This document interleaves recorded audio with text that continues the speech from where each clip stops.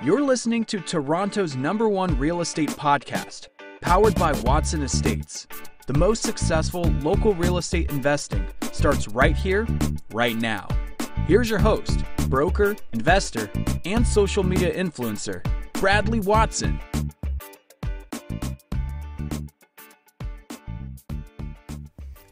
Good morning, investors. Bradley here from Watson Estates. It's Friday, June 26th, 2020. I know I worked overtime this week to take the day off today, but even my days off include connecting with you guys because let's face it, even on my Sabbath days, I still want to research real estate because I like it.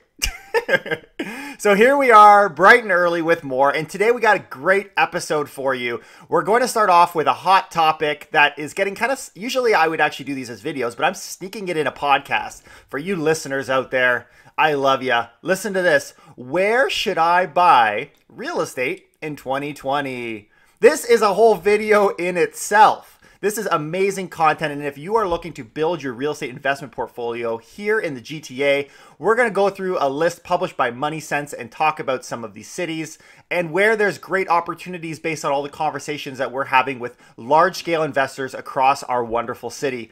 And then we also got crazy content in behind. If you're someone who's considering investing, maybe you're a tenant, maybe you're a landlord, you're not going to want to miss the rest of this podcast because I want to start off talking about how has COVID affected affordability in Toronto? It has affected affordability. We're going to talk about how that's worked and how that looks across the country because it's not all the same everywhere.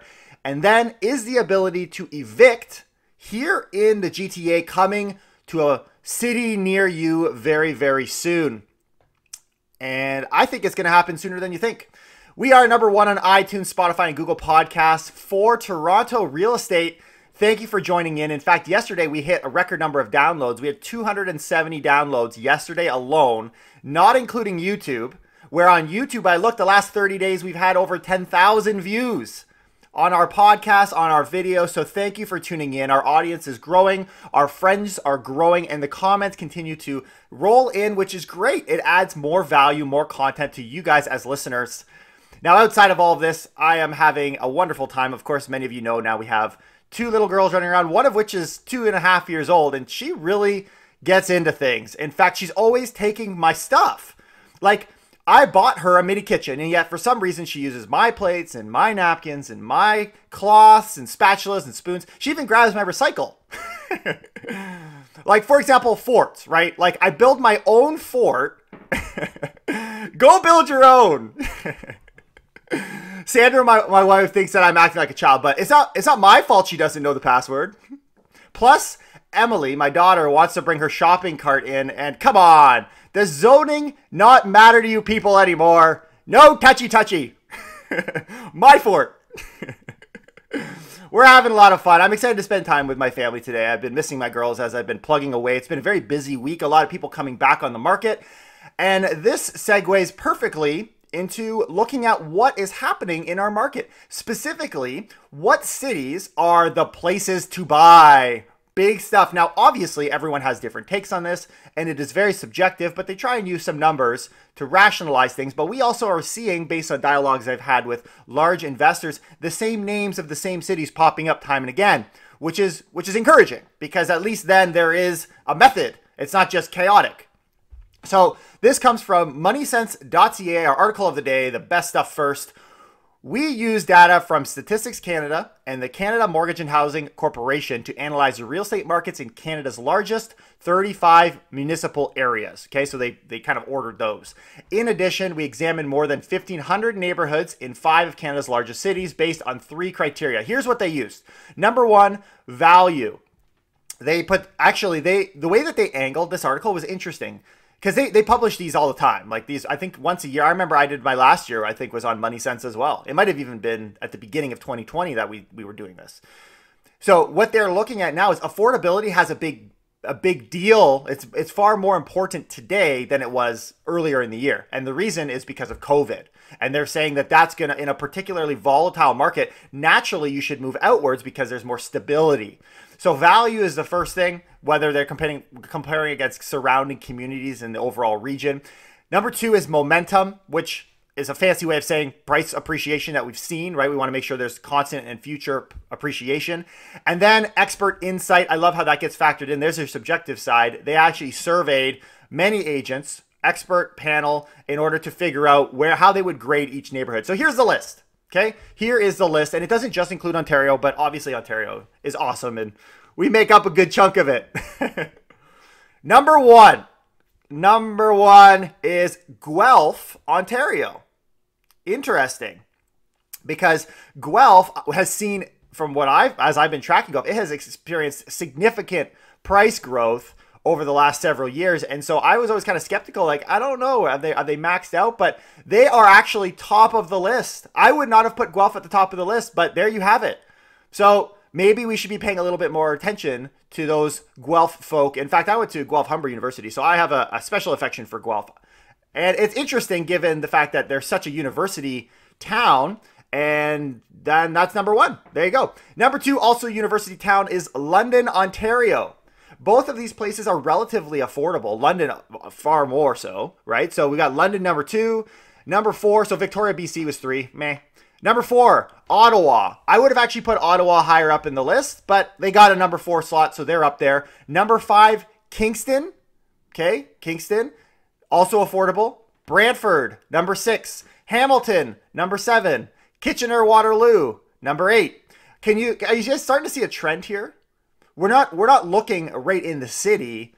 For the sake of protecting ourselves against the volatility of COVID, we are looking outside the city, and this has many investors licking their chops because this could be good news. If there's an opportunity to see price appreciation in line with rental prices and possible profit on their investments, that's a win-win, right? That is a win-win. We need to really be paying attention to these lists, guys. Really being attention to these lists, okay? We got another place, Abbotsford, BC, meh. Number 10, Windsor. Also a place of affordability, right? Outside. Then this one comes as a bit of a shock too. Peterborough, right? But that's also 12 down the list. I might have actually put Peterborough a little bit further up, given some of the conversations I've had, people who are looking kind of out that way. Barrie comes in number 14. Durham and Oshawa, 15. Also a place I would have put up, but I've noticed Durham/Oshawa has grown again a lot. I would actually have put them in a similar category to Guelph. They've both kind of grown. The nice thing about being in Guelph is, of course, public transit because you're along that lakeshore line. Then we go down further. We got to jump a whole bunch of BCs. We got some Quebecs. We see St. Catharines, 19. Thunder Bay, 23. And out of 35, our beautiful little city, Toronto, places 27th. 27th in the list. And that actually is the last, from what I'm seeing, out of Ontario. Actually, Greater Sudbury even beat Ontario. So here's the deal. On the long term, you're going to get equity growth in Toronto. But right now, given the volatility, of course, we need to be more careful. We need to be more cautious. And these markets, by the way, if we were to just track momentum, like let's just consider that factor of momentum. Would you say that Toronto is growing with severe momentum right now? No, they're not. So I can see why they would take a severe hit. It's very rare to see Toronto at the top of this list, mostly because of affordability in general. Like that knocks out a lot of people. People reading this list are not people investing overseas. They are local people looking for a place to lay their roots. And Toronto, I'm sorry to say, is an immigration city. It's a place where people come from outside our country to move in. The rest of us, and those of us inside that want to generate any cash flow without putting 50% down, good luck doing that downtown, we need to go outside. We need to go to the suburbs, and this is why the GTA is also growing at such a fast pace. Both are growing. Everybody's winning. What a wonderful place. Good morning, Toronto. That's a great list. I love reading those lists. So there you go. You want your hot list? Your hot list is Guelph, London, Ottawa. And if you want to stay a little bit closer, move in a little bit, but you still got to go outside the city. That's what I'm hearing based on the list published today, actually 2 days ago, from Money Sense. Okay, let's jump into this big debate that's happening right now. This is actually, I could have put this first. In fact, originally I did have this first, but I mean, let's face it. If we can't figure out where we're going to be investing in 2020, then what's the point of having any other conversation? So now that we've got some insight on what areas they're anticipating are going to do good. That's outside of neighborhoods too. We've actually done past videos of specific neighborhoods. You can go back and check those out too. But that's just more regional. But I want to talk about this question of affordability, specifically in Toronto. And this comes from RBC. This is a Better Dwelling article, which you know I love throwing these in here because it creates great dialogue. Here we go. Already unaffordable, Canadian real estate became a little less affordable during the pandemic. No duh. I would say no duh, but you know what? It actually turns out that it's not all around the country. Canada's largest banks, RBC, why are they Canada's largest banks? Are they considered one bank or multiple? I guess they're, I don't know. I consider RBC a bank, not banks. Updated their housing affordability data from Q1 2020. The bank observed worsening affordability, meaning housing required more income last quarter. This was due almost entirely to Ontario, as other regions saw affordability improve. Disconnect. Can you say disconnect? So when we look at Canada, let me just recap this. Affordability is getting better. It's actually improving. But when we factor in Ontario, it got worse. Now, obviously, we carry like a bunch of that weight. So it has a serious consequence. But the hidden secret behind all this is the affordability and the unaffordability, that range, hasn't changed much. It actually hasn't really moved a lot. So any changes like the one in Toronto can throw everything over the edge. So let's listen to what has to happen in Canada, and then we'll talk about Toronto specifically. So Canadian real estate was a little harder to buy last quarter, but more affordable than last year. So when we go year over year, we actually found housing was 16.43% higher than the long-term average in Canada, and they note a rise. The pandemic was nearly almost all due to Ontario. So what they're finding is affordability is down 0.3% from the same quarter last year. In other words, it went down, but 0.3%, is that really down? Like, come on. Like, that's flat. We got the same market as last year. We got the same affordability as last year. But when we highlight Toronto, however you want to say it, I told you, I've permanently messed up. Since I caught myself with the silent T's. So when we look at Toronto, we find it's one of the few markets seeing fundamentals detach further from reality. Listen to this. The region is now 36.63 more unaffordable than the long-term average. And compared to last year, we're 1.3% higher than the same quarter last year. So when you compare that 0.3 from the rest of Canada and you line it up with Toronto, Toronto is 0.13. So it'll bring that number down quite a bit, right? Because we're obviously a big player in this whole equation. So this is the deal. When we look at Vancouver, they have actually seen affordability slightly improve. Again, not a lot, but 0.3%. When we look at Montreal, they've seen a slight improvement as well, down 0.2%. And these cities have also seen prices going up higher than the average. So we see 30% out in Vancouver. We see 12.9% in Montreal.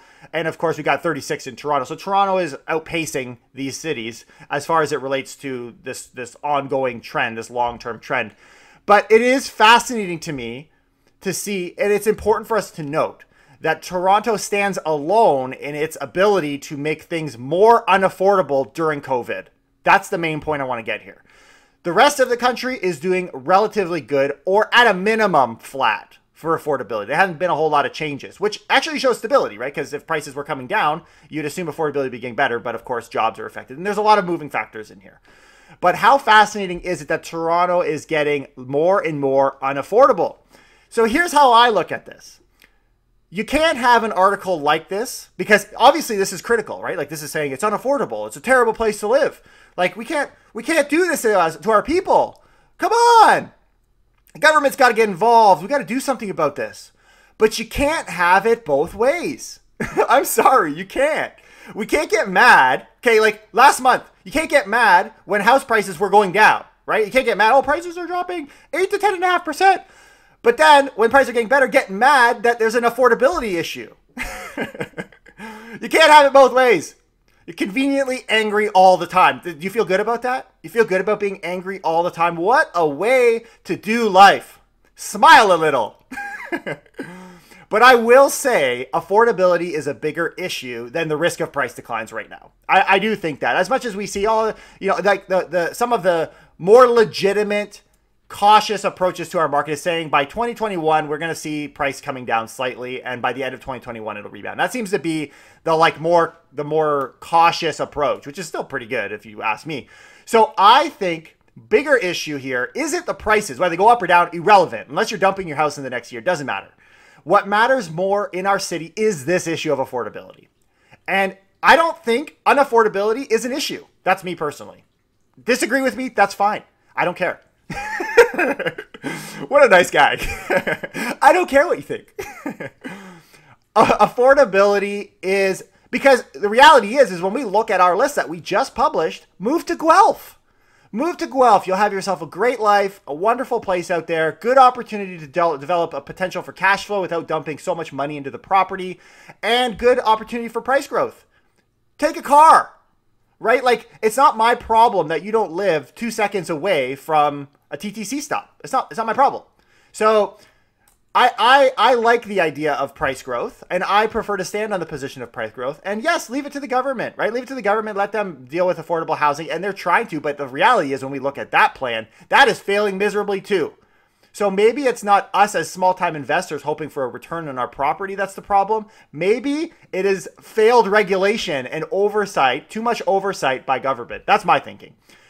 Maybe we're getting back to old news again, but that tells me that's a good thing, right? When we talk about affordability, we're going back to the real issue. We're not going to this issue of COVID, which is, it makes headlines and it's fun. Like, it's fun. I love talking about it. I've been able to build this incredible podcast off of it and build so much relationships. It's great. But I do think we need to be cautious of Q4.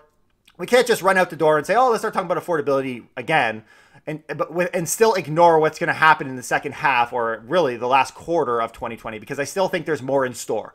So stay tuned. And I know there's a lot of you listening that have not subscribed. Hit the subscribe right now. I'll wait. All right, here we go. Here we go.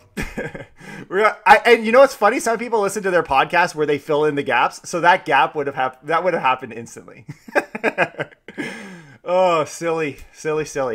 So you think it's over, right? Like, you think it's over. Okay, we got affordability. Everything is good.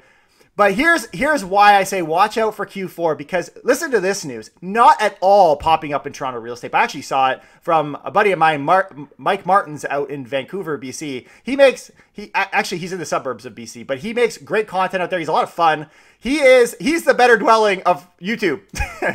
He likes to be very critical of the market. It's cool, but he actually was the first one to post this. So if you want to go check that out, you can. All he's doing is reading the same article we're going to read. But I find it very fascinating because it definitely applies to us here in Toronto. Listen to this. BC says landlords can start eviction process again, effective immediately. So for those of you who are saying, and I'm in the same camp where it's like, well, will there ever be an opening of eviction? I mean, eventually there has to be, but it's not coming anytime soon. Well, it just happened in BC. It just happened. So BC, I was just checking this morning. I think they had 20 to 30 cases or something in their whole province. So obviously they're doing better than Ontario. So they're ahead of us slightly. But if we can keep this train going and we can keep bringing the cases down, we won't be that far behind. In fact, we're trailing BC in a lot of ways, and everything related to this, like support for businesses. I mean, we've even missed the boat on a lot of things and not supporting, because keep in mind, reminder, BC is actually supporting tenants in their payment of rent to landlords. If you guys forget about that, we talked about that a while ago. So all of these things, there's obviously more love. Maybe I got to go to BC. Maybe BC is a place for landlords. Listen to this. Landlords in BC are allowed to start evicting tenants again, but there's a big fat but. Big fat but here. Didn't go out, hasn't been running due to COVID, trying in isolation, developing this big fat but, not for failing to pay the rent. So wait a minute. So you can evict them, but if they didn't pay you rent, you can't evict them? Isn't that the big reason to do it? Landlords can once again issue a notice to end tenancy for reasons other than late or missed rent payments effective immediately. Now, don't kid yourself. There's other reasons to kick people out than not paying rent. But that does seem like a big one. That would seem like the majority in my mind. Landlords are also once again allowed to enter a rental unit without the tenant's consent, including for maintenance and showings, provided they give 24 hours notice. So they're opening things up again. You can't just hide your property from me anymore. Open your door. Stop punching holes in my walls and get out. Any landlords who have existing eviction orders can take them to court for enforcement beginning on July 2nd. I wonder if that applies to people who would miss rent pre-COVID. I don't know. There's more questions than answers in here. The government stressed that its moratorium on evictions related to rent and its moratorium on rent increases remain in effect. Officials say they will be giving the public advance notice before lifting those. Listen to this quote from the ministry. A framework will be put in place that will require landlords to work with tenants to repay rent that is owing over a reasonable period of time. What does that mean? What does that mean? So are we gonna, the first thing I hear there is they're going to be required to repay rent, but is it going to be enforceable for eviction? Like right now, if you were to look at the power that a small landlord has, it's very low. Like you got no power. In fact, you could be coming out of 6 months of no payment of rent here in Ontario. And if you're not working with a property manager, you have zero recourse. You have zero recourse. You're going to walk out. You're going to say, okay, didn't get my rent. Oops. Okay. See you later. And just thank God that they didn't take your stove, which I had happen. A brand new damn stove. I had to buy one.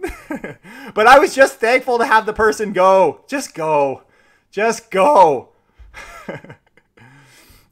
The Vancouver, listen to this. This is, adds insult to injury here. Is it supposed to be insult, like you add salt in the injury? Because salt in an injury, would that not hurt? I don't know. Or is it just you're insulting the injury? Because I feel like injuries don't get insulted. The Vancouver Tenant Union has created a petition, ooh, scary, calling on the government to cancel all existing eviction notices and rent debt accrued before and during the pandemic to help people recover financially. I love how they added before and during. Like you didn't pay rent before, but like because of COVID, like now it's all going to be removed. How convenient. How convenient. Yeah, let's just cancel that debt. That one person's debt is another person's asset. Like, can we not appreciate that to remove the debt is to take from someone else? You're not saving someone money. You're reallocating money. And again, without property management to send this thing to collections, the landlords are completely stuck. And you think collections are going to collect from someone who is likely going to continue to be a renter if this is the type of process that they have? Anyways, I'll digress a little bit. There's a ton of stuff in here, guys. We need to be paying attention because if BC is doing it, based on the track record, Ontario is next, maybe not next in line because we do seem to come further down the line, but you're going to possibly see a trickle-down effect, especially because there's so many provinces that are now clear of COVID. Things are going to start to open up again. This is an interesting argument. It will result in the destruction of much of the existing affordable rental stock. So the argument here is by forcing them to pay or like pretty much allowing you to be evicted or the collection, like all of these scenarios that are in favor of the tenant, they're saying that is what's going to destroy rental stock. No, that's not true. Lies, wicked lies, burn them at the stake. The reason for the destruction of rental stock is more regulation. That's the problem. The exact opposite of what you're arguing here. It's things like rent control. It's things like eviction freezes. If you think rent control caused a problem, eviction freezes is going to cause a huge problem. Some people call it huge, a huge problem. People are going to want out. They want the opportunity to kick you out so that they can sell the place because they're done. They've had it up to here. I hadn't even moved my hands. I feel like I'm taking advantage of the fact that I'm on a podcast. You can't see me.